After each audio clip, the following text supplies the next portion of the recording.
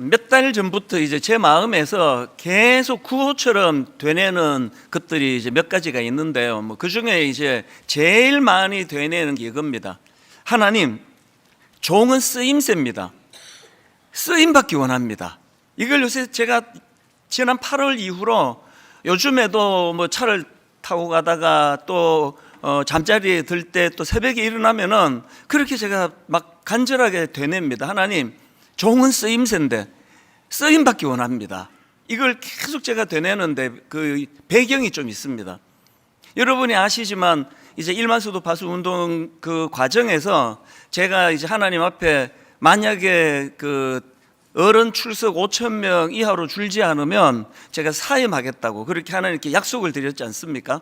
거기에는 이제 자꾸 제 마음에 분당 우리 교회에서 저의 쓰임새는 이제 1만 성도 파송 운동을 잘하는 것까지다, 그런 마음을 제가 한편으로 많이 가졌습니다. 그래서 제가 이제 1만 성도 파송 운동이 끝나면 이제 제가 분당 우리 교회를 사임하고 뭐 이런 생각 중에 하나죠. 제가 이제 그 지방에 있는 그리고 또 시골을 다니면서 이제 분당 우리 교회에서 전도단을 뭐 한 4개 팀 정도 만들어서 A, B, C, D 이분들 한 달에 한 번만 가시면 되고, 그래서 교회에서 어떤 지역을 정해가지고 떡을 하고 잔치를 하고 그리고 그 지역에 있는 교회로 사람들을 많이 초대하는 일을, 내가 이런 일을 하면 좋겠다, 그런 걸 구체적으로 생각해 본 적도 있고요. 또 그런가 하면은 이제 이민교회가 또 어려운 교회가 많은데 제가 이제 분당 우리교회 사임하면 이민교회로 가서 1년에 한 교회씩 어려움을 겪는 교회를 추스리고 또 좋은 담임 목사님 그렇게 세워드리고, 저는 또 다른 주에 있는 교회로 가고 다른 주에 있는 교회, 이거 10번만 하면 은퇴인데 이제 그런 생각을 했었거든요. 그랬는데 모두가 다 이제 1만 성도 파송 운동 안 된다, 5,000명이야, 절대 안 준다, 다 그렇게 생각했고 저도 그렇게 생각했는데 뭐 인간의 생각을 뛰어넘는 하나님의 역사가 일어난 거죠. 그래서 제가 사임을 안 하게 된 거죠.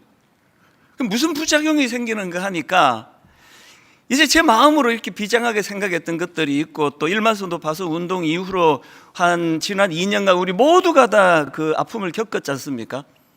한 봉사자 한 70-80%가 다 나가시는 바람에 이 초신자들은 많고 처음 예수 믿는 분은 많고 이래서 교회가 수습이 안 되는 겁니다. 이 다락방 구성이 안 되는 겁니다. 그 순장 지도자들이 이게 제자훈련, 사회훈련을 통해서 이제 배출을 해야 되는 과정이니까요. 아무리 애를 써도 이게 제 힘으로 할 수 있는 게 아닌 거거든요.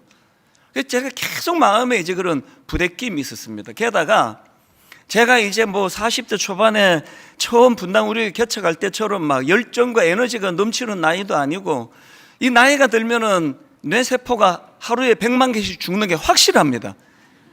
기억도 잘 안 나고요. 옛날처럼 설교 준비가 막 이렇게 팍팍팍팍 스파크가 잘 안 일어나요. 그래서 마음에 자꾸 이제 좀 이제 그 위축이 되고 또 막 힘을 내고 싶은데 이게 잘 안 되고, 그래서 제가 하나님 앞에 지난 7월 말에 절박하게 부르짖었습니다. 하나님, 종은 쓰임새인데 정말 쓰임받기 원합니다. 정말 제가 쓰임받지 않고는 어떻게 여기 있겠습니까? 우리 교단에서 허락한 그 임기까지는 한 8-9년이 남았는데 이렇게 맥이 빠진 상태로 8-9년을 제가 이 자리를 차지하고 있으면 그 교회가 어떻게 되겠습니까? 그래서 이 교회는요, 인생도 그래요. 전 자전거 이론이라고 제가 만들어 봤는데요, 달리지 않으면 자빠져 있는 겁니다. 어느 자전거가 거기 서 있느냐고요. 이렇게 의욕도 없고 마음에 막 동력도 안 생기면서 이 자리를 한 8-9년 차지하고 있으면 분당 우리 교회를 자빠지게 하는 그런 결과를 제가 죄를 짓게 되는 것 같아서 그렇게 부르짖었거든요. 그 응답으로 하나님께서 분당 우리 교회 문제가 많아, 그건요 하나님이 꾸지람으로 주신 게 아니에요. 저희에게 격려로 주신 겁니다. 다락방 잘하고 있지만 문제가 많아, 손볼 거 많아, 또 여러 영역마다 그래갖고 안 돼. 그래서 저는 이거를 하나님 앞에 굉장한 의욕으로 받았습니다. 지난 2주 전에 그 우리 교회에 내년에 일하게 될 신입 교역자들 다 모아놓고는 이 이야기를 했습니다. 그 내가 지금 분당 우리 담임 목사로서 하나님 앞에 내가 쓰임새를 구하고 있는데 젊은 당신들이 이제 내년에 부임하면 저하고 같이 이거 구하자고. 젊은 목사나 나이가 든 목사나 할 것 없이 하나님 종은 쓰임새입니다. 쓰임 받기 원합니다. 이걸 계속 지금도 제가 되뇌고 있고요. 그런가 하면은 제가 또 하나 되뇌는 게 있는데요. 훔치는 힘. 이걸 계속 되뇌입니다. 이게 배경이 이렇습니다. 제가 인터넷으로 강의를 듣다가 보니까 그 강사님이 그 책 한 권을 소개해 주는데요. 이 사이토 다카사라는 사람이 쓴 인류의 조건이라는 책인데, 이 책에 보면은 우리 같은 평범한 사람들이 이게 삼류 인생이 아니라 인류 인생이 되기 위해서 꼭 해야 되는 게 있다. 그게 세 가지다. 이거를 이제 정리해 놓은 겁니다. 그 삼류 인생으로 살지 않기 위해서 우리가 해야 되는 세 가지가 뭐냐 하니까, 첫째가 요약하는 힘, 둘째가 훔치는 힘, 셋째가 추진하는 힘. 저에게 확 꽂힌 게 훔치는 힘이었습니다. 이 훔치는 힘, 이건 그 지식의 도둑이 되라, 뭐 이런 뜻이에요. 그러면서 그 강사님이 굉장히 저에게 도전을 줬는데 이런 말을 하는 겁니다. 그 훔치는 힘이 뭐냐? 누가 남의 지갑을 탐내겠느냐는 거예요. 자기 지갑이 비어있는 사람 아니냐? 누가 남의 지갑을 훔치기를 원하겠느냐? 지식도 마찬가지다. 자기는 이미 똑똑하고 자기는 이미 잘나고 그런 사람은 이 훔치는 힘이 뭔지를 모른다는 거예요. 그러면서 자 예를 드는데요. 그 어떤 이제 그 모임에서 누가 어디 다녀오고 지역에 자기가 경험한 걸 막 이제 설명을 하는데, 그 어떤 사람 하나가 훅 끼어들더니 유럽 나도 가봤다. 내가 갔더니 이렇더라 저렇더라 그래갖고 쓸데없는 이야기를 막 풀어나가가지고 지금 이분의 이 지식을 자기가 좀 얻고 싶은데, 그래서 그 막아버리더래요. 그 기억을 자기가 이야기하는 겁니다. 여러분은 어떤 부류에 속하세요? 누가 막 뭐 좀 이렇게 그 자기 지식을 자랑하면 막 걔 기분 나빠하고 뭐 너만 똑똑하냐? 그 유럽 뭐 나는 안 갔냐? 그러면서 이제 남의 얘기에 귀를 기울일 생각하지 않는 이 사람은 지식을 훔치는 게 얼마나 큰 힘이 되는지를 모른다는 거예요. 제가 여기에 도전을 받고요. 아까 하나님 종은 쓰임새입니다. 그렇게 제가 고백을 했다면 어떻게 해야 됩니까? 저에게 새로운 은혜가 필요한 거죠. 그래서 제가 여기에 제가 회개를 했습니다. 은근히 교만해요. 막 대놓고 교만한 것보다는 좀 나은데요. 근데 내용은 같아요. 우리 교회 잘하고 있고, 나도 계속 젊은 목사님들이 와가지고 목회 한 수 배우고 싶다 그러니까 자꾸 저도 이제 뭘 가르치려고 하는 사람이지, 내가 이게 배우려고 하는 이게 안 돼 있는 거거든요. 그래서 제가 지난 여름 이후로요, 목회 잘하는 분야별로 목회 잘하는 후배 목사님들에게 나 좀 도와달라고, 나 좀 가르쳐 달라고, 당신이 하고 있는 이런 일이 그렇게 잘 된다는데 그거 나한테 좀 가르쳐 달라고. 참 고맙게도 내가 가서 배우겠다 그러는데, 선배님 무슨 말씀입니까? 제가 오겠습니다. 그래고 자기들 자료 다 갖고 와가지고 다 보여주고 설명하고, 그걸 제가 아마 한 두세 달 사이에 한 20-30명을 만난 것 같아요. 계속 또 듣고 메모하고 또 녹음 좀 해도 되겠냐, 이거 절대 누구한테 내가 공개 안 할 거라고 녹음해서 또 듣고. 뭘 하고 있습니까? 훔치는 힘이에요. 제가 지금 무슨 교육 전도사입니까? 신학생입니까? 이제 목회 지금 34년 차인데도 불구하고 이제 이전에 모든 내가 아는 건 이미 장착이 되어 있고, 그래서 저희가 내년에 기획팀을 만들 계획이에요. 전국에 은혜롭고 배워야 되는 교회 다 뒤질 거예요. 이 잡듯 뒤질 거예요. 그리고 우리 교회가 아직 약한 부분을 채워나오고, 여러분들이 아는 교회 중에 이 교회가 이런 거 되게 잘하고 있더라 정보를 좀 주시면 저희가 할 땐 다 훔쳐올 거예요. 다 훔쳐와가지고 우리 것으로 만들 겁니다. 신앙생활도 마찬가지예요. 여러분, 천국은 침노하는 자의 것이라 그런다면 그 놀라운 예수 그리스도의 보고 보물 창고, 그거 왜 좀 탐을 안 내시느냐고요. 여러분, 예수 그리스도의 그 엄청난 인격, 그분을 닮고자 하는 그 놀라운 선한 마음이 우리 안에, 그것이 욕구가 있어야 그게 천국은 침노하는 자의 것이라는 말이 이게 이루어지거든요. 우리 모태신앙인들이 이제 각성하고 우리 중직자들이 마음에 다시 한번 도전을 받고, 그래서 이제 저하고 여러분들이 제가 먼저 이제 시작했으니까 이걸 흘려보낼 책임이 또 담임 목사에게 있지 않습니까? 우리 한번 같이 마음으로 도전하자고요. 하나님, 종은 쓰임새입니다. 쓰임받기 원합니다. 꼭 교회에서만이 아니에요. 가정에서, 회사에서, 어디에서, 동창회 모임에서, 어느 모임에서든 하나님, 제가 쓰임받기 원합니다. 그리고 쓰임받기 위하여 하나님, 훔치는 힘, 천국은 침노하는 자의 것이라고 하는 이 부분을 내가 방심했습니다. 오래 예수 믿은 사람, 저같이 신학한 사람은요, 골다공증 같은 게 걸리기가 쉬워요. 이 겉으로 다 한다는 거죠. 설교 본문 딱 읽으면 여러분 벌써 첫째 대지를 이렇게 가겠군, 그렇게 생각하는 분 계시잖아요. 둘째는 저거지 결론 이렇게 맺을 거야. 그거 다 맞는 얘기지만 처음 예수 믿는 것처럼 훔치는 힘에, 이찬수 목사가 한 주 내내 뭘 저렇게 준비했는지 모르지만 저 사람이 수고해서 애쓴 거를 내가 오늘 내 것으로 만들 거야. 이게 우리에게 필요하다는 겁니다. 여러분, 제가 왜 이 두 구호를 계속 이렇게 되뇌고 있겠습니까? 왜 이 구호를 외쳐야 하는지를 오늘 본문 고린도전서 15장 10절이 말하고 있습니다. 자, 보십시오. 그러나 내가 나 된 것은 하나님의 은혜로 된 것이니 내게 주신 그의 은혜가 헛되지 아니하여 내가 모든 사도보다 더 많이 수고하였으나. 오늘 이 말씀은 지난주 설교 말씀의 연장입니다. 그래서 이 두 편을 세트로 들으셔야 돼요. 지난주 말씀 기억하십니까? 우리가 하나님의 은혜를 받은 자로서 두 가지 우리가 해야 될 실천 사항이 있다. 그래서 이제 지난주에 기억하십니까? 첫째가 이겁니다. 뭘 실천해야 되느냐? 내 마음에 하나님께서 주신 은혜에 대한 감사와 감격이 끊이지 않게 흐르게 해야 된다는 거예요. 계속 은혜에 대하여 감격하는 거죠. 사도 바울이 계속 나는 자격 없는 자다, 나는 교회를 핍박했다, 나는 은혜 받을 자격이 없는 자다, 이런 나 같은 것까지에게도 하나님 은혜를 주셨다, 이걸 계속 되뇌는 겁니다. 지난주 제가 드렸던 말씀, 가정 이야기 다시 말씀드려 볼게요. 건강한 가정은요, 상대방에 대한, 배우자에 대한 감사로 시작해서 상대방에 대한 긍휼로 발전해 가는 게 가정이에요. 그냥 당신이 어떻게 나 같은 여자를 만날 수 있겠냐고 생각해도 신기하다. 어떻게 당신이 나 같은 남편을 만날 수 있었는지 고맙지 않아? 그게 전부 문제가 있는 가정이에요.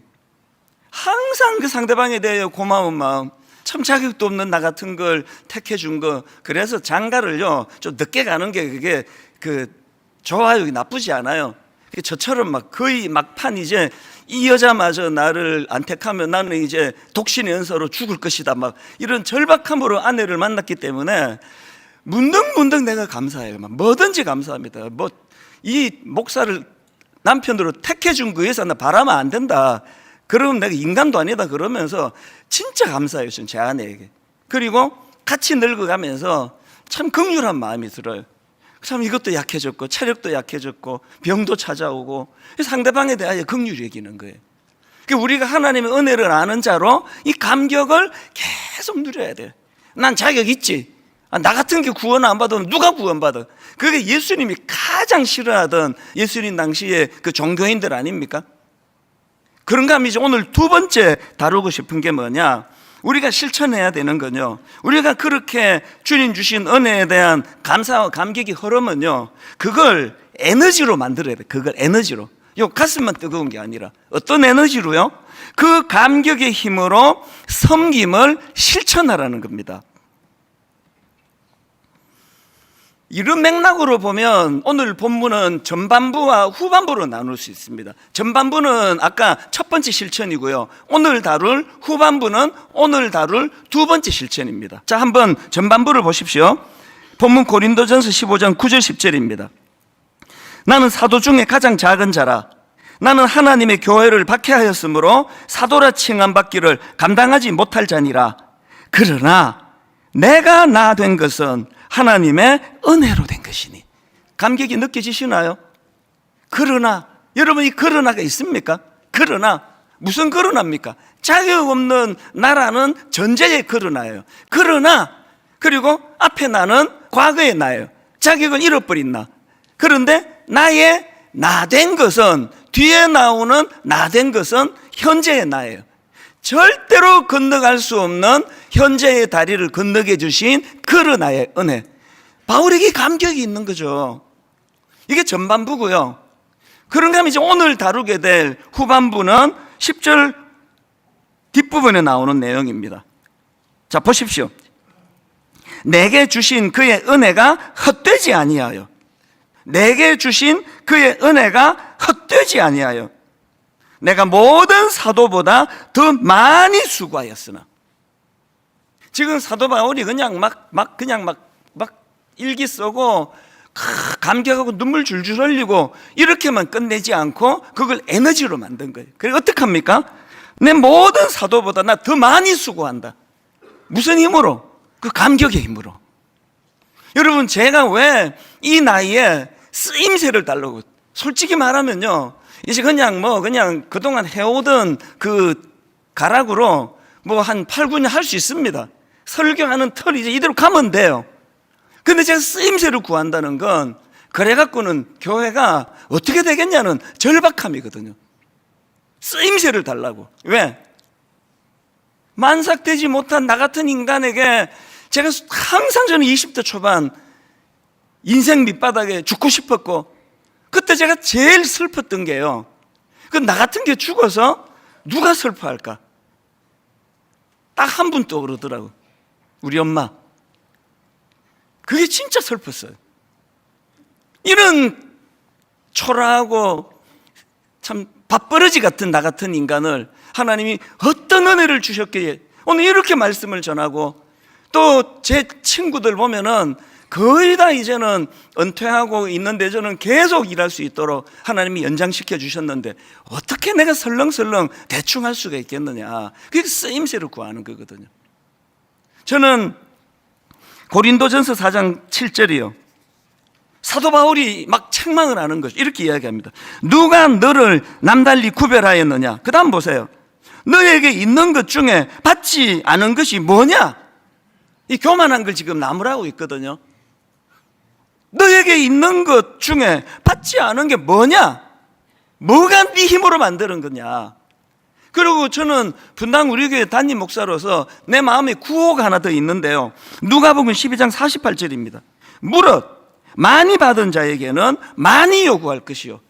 이런 모자라고 갖춘 것 없는 저에게 분당 우리 교회를 이렇게 들이퍼부어 주셨다면 어떻게 해야 됩니까? 많이 받은 자에게는 많이 요구하는 거예요.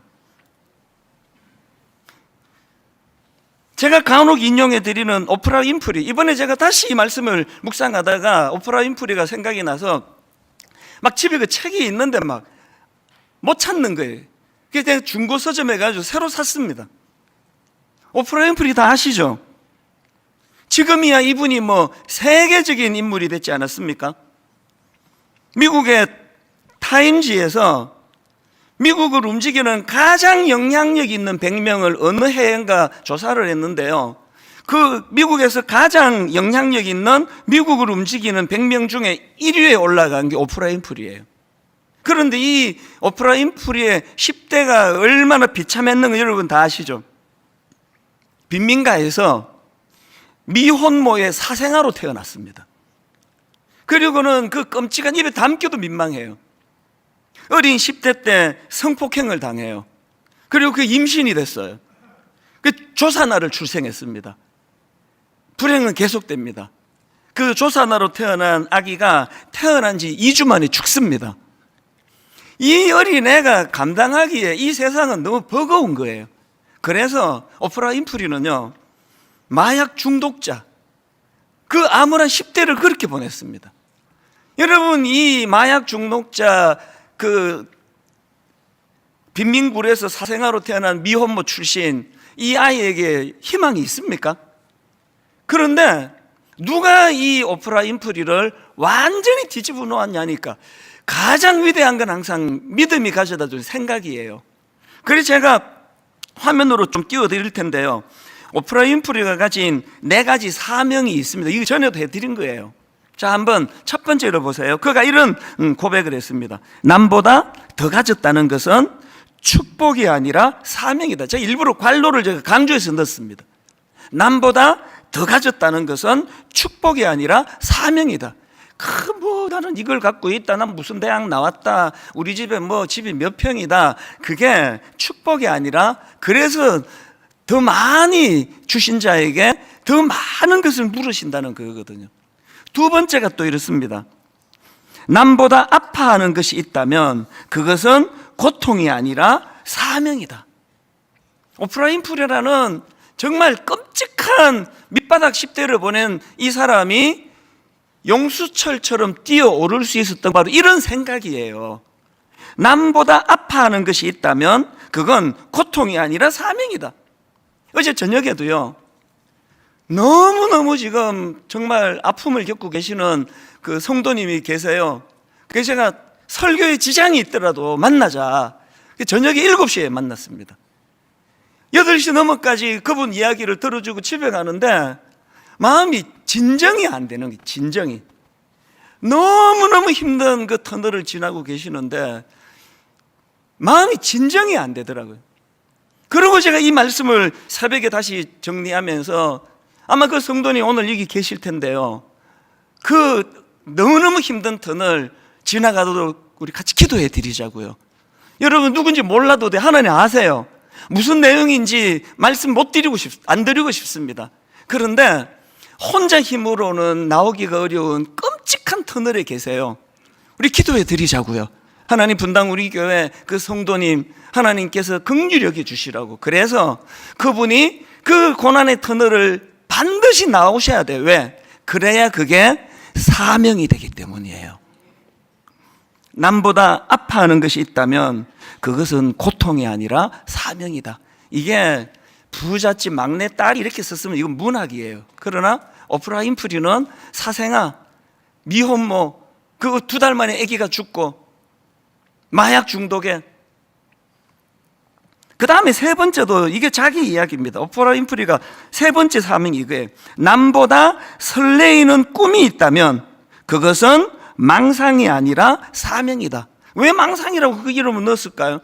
지금 여러분 자기 처지가 빈민간 미혼모 사생아로 태어나가지고 그 마약 중독에 걸려 있는데 내가 장차 미국에서 가장 영향력 있는 백인 중에 나 1위가 될 거야, 이런 소리 하고 나면은 정신병원에 보낼 거예요. 말을 못 하는 거죠. 꿈을 꾸는 거죠. 뭐라고 이야기합니까? 남보다 설레이는 꿈이 있다면 그것은 망상이 아니라 사명이다. 마지막 네 번째가 이겁니다. 남보다 부담되는 어떤 것이 있다면 그것은 사명이다.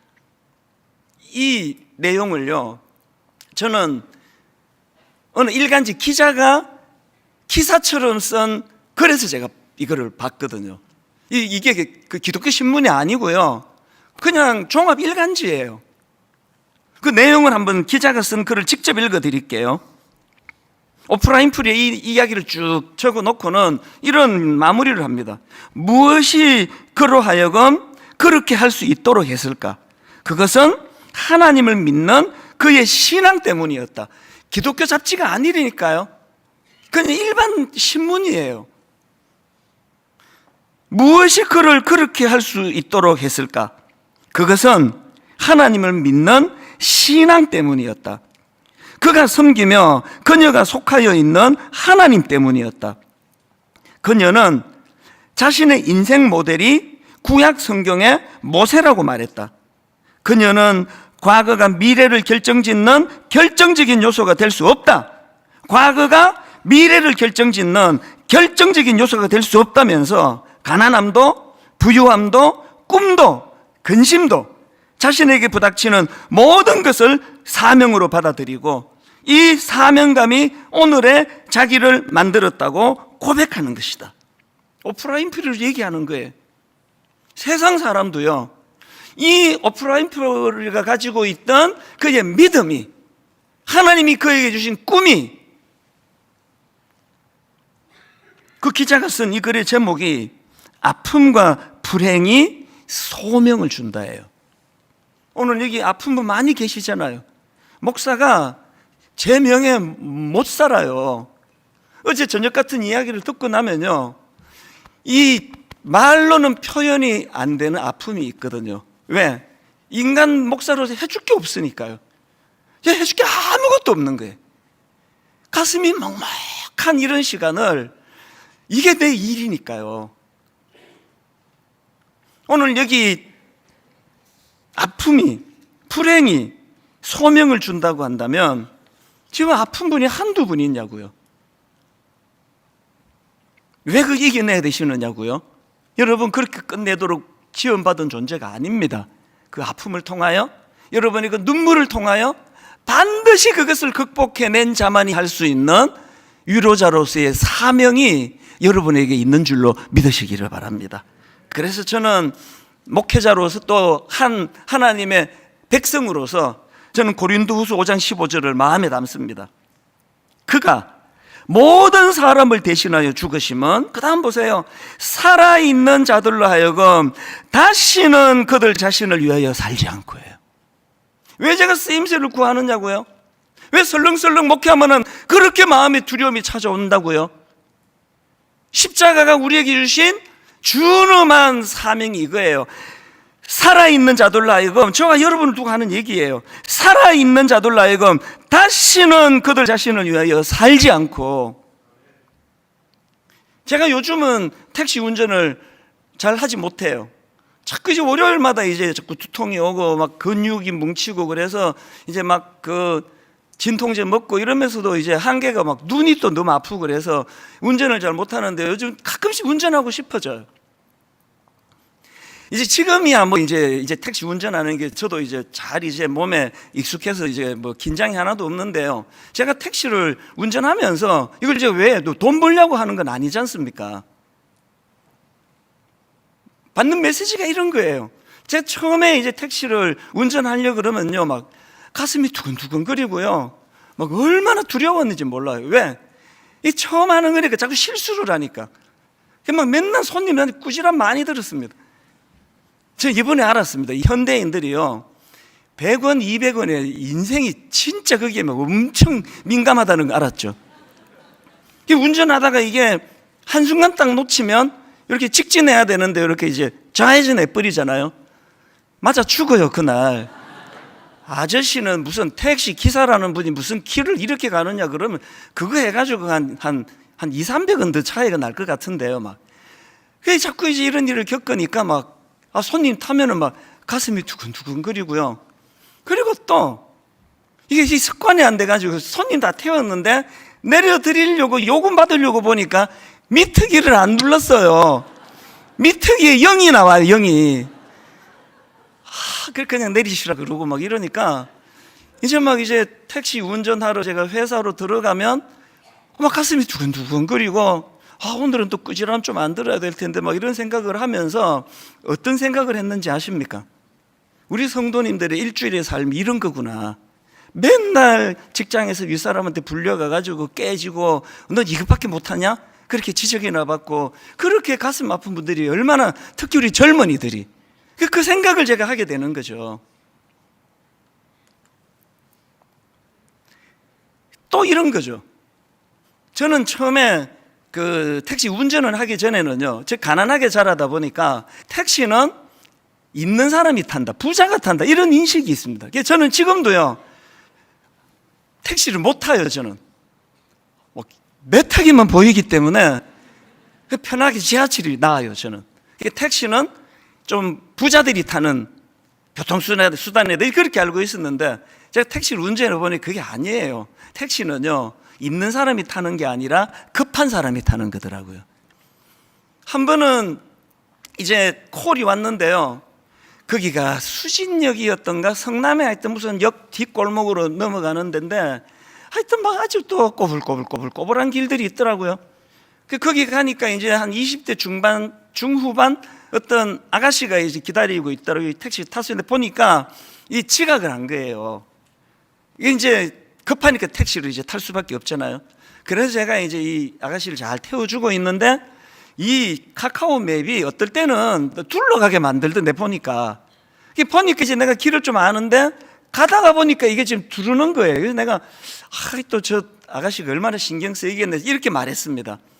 손님, 이게 좀 두르는 것 같죠? 그랬더니 기다렸다는 듯이 이제 막 속 얘기를 막 하더라고요.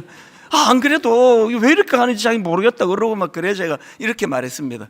걱정하지 마시고요. 그래서 그 추가 요금 나온 건 제가 다 현금으로 돌려드릴 테니, 이미 이제 카드로 결제했으니까 현금으로 돌려드릴 테니까 편안하게 가세요. 그러고는 이제 내려주는데요. 보니까 이게 무슨 가내공업도 아니고 하여튼 뭐 그냥 그래요. 뭐 하나 상가에 뭐 조그마한 데로 들어가는데요. 내리기 전에 제가 이제 약속한 대로 3,000원을 제가 이제 더 드릴게요. 돌려드릴게요. 현금으로 3,000원을 줬어요. 그렇게 하고 내려서 들어가는 거를 보고는 내가 내 머리를 쳤어요. 얼마나 내가 이게 미련하고 정말 어떻게 그날 내가 지금 이거 돈 벌려고 하는 것도 아닌데 이렇게 말했으면 얼마나 좋겠습니까? 참 내가 보니까 내 조카같이 그렇게 예쁜데 오늘 하루 제가 오늘 선물로 택시비 내드릴게요. 하루 기분 좋게 보내세요. 이렇게 하지 않은 게 너무 후회가 되는 거예요. 과장 없이 하루 종일 그 생각이 나는 거예요. 어떻게 그렇게 생각이 없느냐. 진짜.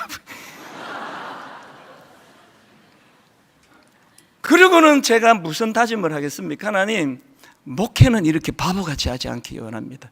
이만큼 성도들에게 줄 수 있는데 이 생각을 요것밖에 조금밖에 주지 않는, 그래서 나중에 은퇴하고 후회하는 그런 목사가 되지 않기를 원합니다. 제가 지금 무슨 말씀을 드리는 겁니까? 제가 목회자이기 때문에 제 삶의 모든 것들은 다 섬김으로 연결이 되는 거예요. 이게 저만 그래야 됩니까? 모두가 자격 없는 자기신 십자가 은혜로 구원받았다면 여러분의 모든 삶의 중심은 다 이렇게 가야 되는 거예요. 내가 누구에게 위로자가 되어줄까? 내가 오늘은 누구 등을 두드려주는 하루를 내가 살 수 있을까? 저는 새벽에 일어나면은 엄청나게 거창한 기도 안 해요. 하나님, 오늘도 저 때문에 상처받는 성도가 없게 해주세요. 그 헛소리가 새어나가지고 괜히 그 상대방 마음 아프게 하는 이런 일을 하지 않기를 원합니다. 왜 그래야 됩니까? 목사니까요. 오늘 저는 이 본문 말씀을 가지고 다시는 살아있는 자들로 하여금 다시는 그들 자신을 위하여 살지 않고, 이것이 우리 삶의 구호가 되기를 원하면서 개인적으로는 여러분 삶 가운데 그렇게 베풀고 섬기는 은혜의 감격의 에너지가 나오기를 바라고요. 이제 우리 교회가 이제 이후로 해야 되는, 이건 제가 은퇴할 때까지 남은 숙제라고 생각합니다. 그거를 한 3가지 제가 기도 제목으로 드릴 텐데요. 첫째로는 이제 드림센터 사회화는 이제 시동을 걸었습니다. 사실은 우리가 딱 10년 쓰고 드림센터를 이제 3가지 그때 말씀드렸던 것 같거든요. 우리 청년들, 꿈을 이룬 젊은이들에게 유익한 공간이 되도록, 그리고 우리 장애인들을 위하여, 또 그리고 강도 만난 이웃과 같이 참 가슴 아픈 일을 당한, 거기 상담도 일어나고 치유도 일어나고. 그래서 제가 이제 지난 10년 동안에요, 전문가들 진짜 한 200~300명을 만난 것 같아요.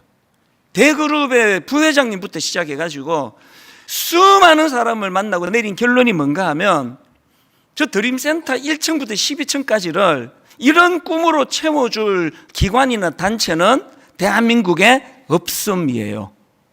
저 큰 공간을 이런 꿈으로 다 채울 수 있는 기관이 없습니다. 그래서 마음이 초조했죠. 내가 약속을 드렸는데 불속한 결정이 날 것 같아서 우리 장로님들하고 그 작전을 바꿨습니다. 이제 여러분 1층부터 17층을 짜잔 이렇게 오픈하는 일은 불가능하기 때문에 이제 오늘부터 한 층이라도 채워가자고요. 한 층이라도 그곳에서 우리 다음 세대 젊은이들을 위한, 혹은 장애인들을 위한, 혹은 또 강도 만난 이유처럼 억장의 눈물을 흘리는 분들을 위한 상담과 치유와 회복을 위한 이런 것들. 그래서 여러분 하실 일이 있는데요, 이제 이 건물 전체를 한꺼번에 내어줄 재단은 없는 걸로 제가 판정이 났기 때문에 이제 우리가 여러분들이 저희가 이제 섬기고자 하는, 꿈꾸고자 하는 이런 일들을 이미 하고 있는 단체, 이미 하고 있는 기관을 추천해 주시기 바랍니다. 그러면 아무 조건 없이 그 공간을 내어드릴 거예요. 그리고 제가 꿈꾸는 거 여러분이 다 동의하신 거는요, 이제 어느 단계가 되면 저 건물 자체를 등기 이전해 줄 거예요. 우리 거 아니에요. 그리고는 우리는 몇 개 층을 임대해서 저 드림센터를 쓸 거예요. 우리가 월세 주면서 이제 쓸 계획이거든요. 근데 이 시간이 좀 걸릴 것 같아요. 꼭 기도해 주세요. 왜 목사님은 그 별나게 그러시느냐고요. 그게 교회입니다. 그게 우리 운명이에요. 많이 받았니? 많은 걸 요구하겠다. 그게 우리 교회의 운명입니다. 두 번째, 가평 우리 마을 지금 1단계 기대 이상이에요. 너무 감사해요. 맨 마지막에 이랜드에서 전문가들이 다 도와줘가지고 끝 마무리가, 요즘에는 막 저는 진짜 기도해요. 하나님, 저도 또 우리 이랜드에다가 좀 빚 갚기를 원합니다. 왜냐하면요, 저렇게 수많은 것들을 다 도와주고 뭘 요구하는 게 하나도 없습니다. 이거 해내라, 저거 해내라, 아무것도 없어요. 이제 가평 우리 마을은 우리 즐기자고 만든 게 아니고요, 당연히 그것도 포함되지만 이제 2단계에서 너무너무 우리가 도와야 되는 지친 이들을 초대하고 그들에게 우리가 강의를 하고 잘 대접해드리고 이런 일들이 이제 빨리 시작이 될 수 있도록 기도해 주시고요. 그 다음에 꿈 넘어 꿈 프로젝트 세 번째, 이게 이제 올해 저희가 올 연말까지 11교회를 선정해서 이제 한 4억 정도 이제 후원을 해드리기로 했는데, 이거를 이제 제가 정하면 안 되잖아요. 내 좋아하는 사람 쓰면 안 돼서 외부 목사님들한테 뽑아달라고 의뢰를 했는데, 이분들이 또 분당 우리 교회 이 피 같은 헌금을 우리가 함부로 그렇게 정하면 안 된다 그래서 너무 엄격하게 정해가지고 이미 5개 정한 데다가 6개를 더 정해달라 그랬는데 3개밖에는 더 추천이 안 들어왔습니다. 그래서 올 연말까지는 8개로 인위적으로 숫자 맞출 생각이 없고요, 내년부터는 이제 지방으로 내려갑니다. 어느 지방부터 하게 될지 전 몰라요. 팀을 만들어가지고. 그래서 우리가 조금만 후원해 드리면 교회가 일어날 수 있는 교회들을 격려하고 후원해 드리는 이 일을 이제 내년부터 본격적으로 하게 될 겁니다. 이 3가지를 놓고 기도해 주시기를 바랍니다. 결론을 오늘 저는 이렇게 맺기 원합니다. 그 단테의 신곡의 그 지옥편에 보면은 요즘에 자꾸 제 마음에 머무는 그 포인트가 하나 있는데요, 단테가 이제 자기가 지어낸 거죠. 지옥이 9층으로 되어 있다는 거예요. 그리고 이게 이렇게 그 역삼각형처럼 아래가 점점 좁아지는 그런 이제 9가지 층으로 되어 있는데, 이게 이제 내려갈수록 악한 것들이 들어가는 지옥이에요. 그래서 점점 이제 역삼각형처럼 돼 가거든요. 이런 거예요. 색욕지옥, 폭식지옥. 이거 소설이니까 많이 드시는 분 두려워하지 마세요. 많이 먹는다고 지옥 안 갑니다. 색욕지옥, 폭식지옥, 탐욕지옥, 분노지옥, 이단지옥, 폭력지옥, 사기지옥, 이렇게 지옥이 점점 악한 것들로 내려가는데 맨 마지막이 뭔지 아십니까? 배신지옥이에요. 배신지옥. 거기에 악마 루시퍼가 있는 곳이래요. 지금 이 단테가 왜 맨 가장 악한 자들이 가는 곳이 왜 배신지옥? 이 하나님에 대한 배신만이 아니에요. 인간에 대한 배신도 들어갑니다. 단테가 뭘 강조하는 걸까요? 인간은 은혜를 망각하면 안 된다예요.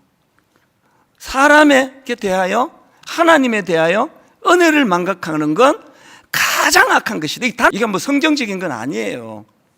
그러면서 그 단테가 갖고 있는 시각으로는 이제 가장 악한 게 이게 배신 지옥인데, 거기에 가룟 유다가 루시퍼, 그 악마와 함께 절망하는 곳이다. 오늘 결론이 이거예요. 여러분, 우리가 이 은혜에 대한 감격을 회복해야 돼요. 이것도 감사하고 저것도 감사하고, 그리고 그 은혜에 대한 감격을 이렇게 감정적으로 가슴에만 드라마 보고 우시는 그거는 그냥 우시는 거지, 그게 무슨 깨달음이 아니잖아요. 이거를 손으로, 발로. 그래서 이제 저하고 같이 구하자고요. 쓰임새를 주시옵소서. 하나님 쓰임새를 주시기 원합니다. 그리고 이제 훔쳐야 돼요. 뭘? 지식을, 또 천국을, 침노하는 자의 것이라고 한다면, 오늘 말씀을 우리가 기억하시면서 이제 우리 이 찬양이요, 진짜 우리 마음을 한번 드리면 좋겠습니다. 나 주님의 기쁨 되기 원하네. 내 마음을 새롭게 하소서. 내가 원하는 한 가지, 주님의 기쁨이 되는 것. 배신의 가장 지옥 밑바닥에 그 배신하는 자들이라고 하는 이 단테의 그 소설의 내용을 우리가 기억하시면서, 하나님 배신하지 않겠습니다. 내가 받은 은혜 되갚기를 원합니다. 주님을 찬양합니다. 이렇게 우리 노래합니다. 나 주님의 기쁨 되기 원하네.